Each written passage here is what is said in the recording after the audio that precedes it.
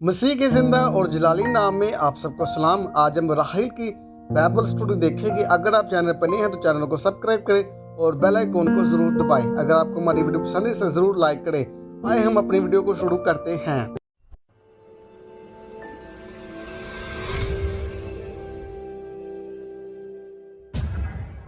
लाबन की छोटी बेटी और याकूब की चहेती बीवी राहल, जिससे इसने लिया के बाद शादी की।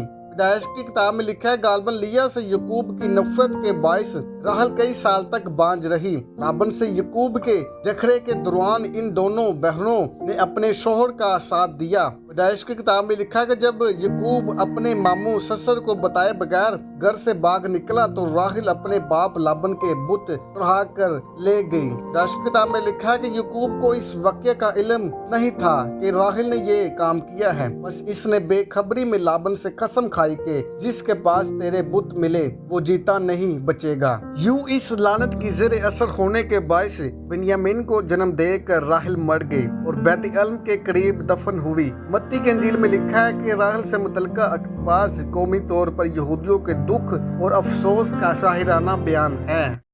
अगर आप चैनल पर नए हैं तो चैनल को सब्सक्राइब करें और बेल आइकन को जरूर ऑन करें।